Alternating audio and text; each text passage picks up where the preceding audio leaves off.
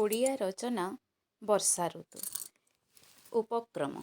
ନିଦାଘର ଦାରୁଣ ପୀଡ଼ାରେ ପଲ୍ଲୀରାଣୀର ସବୁଜ ଶୋଭା ନଷ୍ଟ ହୋଇ ଯାଇଥାଏ।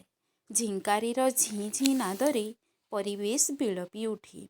ଠିକ୍ ଏତିକିବେଳେ ଘଡ଼ଘଡ଼ି ନାଦରେ ବର୍ଷା ଋତୁର ସୁପ୍ରବେଶ ହୋଇଥାଏ। ସମସ୍ତ ଜୀବଜଗତର ଜୀବନ ଆଶ୍ୱସ୍ତିର ଓଙ୍କାର ନାଦରେ ପୂର୍ଣ୍ଣ ହୋଇଥାଏ। ଚାତକ ପକ୍ଷୀର କାମନା ପୂର୍ଣ୍ଣ ହୁଏ। ତେଣୁ ଯଥାର୍ଥରେ କୁହାଯାଏ, ବରଷା କାଳ ଅଟେ ମଙ୍ଗଳକାରୀ, ପାଳଇ ପରଜାଙ୍କୁ ବରଷିବାରେ। ବର୍ଣ୍ଣନା। ବର୍ଷାକାଳ ଆରମ୍ଭ ହେଲେ କୃଷକ ତା ଚାଷ କାମ ଆରମ୍ଭ କରେ। ମୁଣ୍ଡ ଝାଳ ତୁଣ୍ଡରେ ମାରି ଶସ୍ୟ ଫଳାଏ। ଧରଣୀରାଣୀ ସୁଜଳା ସୁଫଳା ହୋଇ ଶସ୍ୟଶ୍ୟାମଳା ହୋଇ ଉଠେ। ଆଷାଢ଼ ଓ ଶ୍ରାବଣ ମାସର ଅନବରତ ଜଳଧାରା ଯୋଗୁଁ ପୋଖରୀ ନଦୀ ଆଦି ପାଣିରେ ବୁଡ଼ିଯାଏ। ଗାଁ ଦାଣ୍ଡରେ ପାଣିର ସୁଅ ଦେଖାଯାଏ। ଲୋକମାନେ ପ୍ରଚଣ୍ଡ ଗରମରୁ ରକ୍ଷା ପାଆନ୍ତି।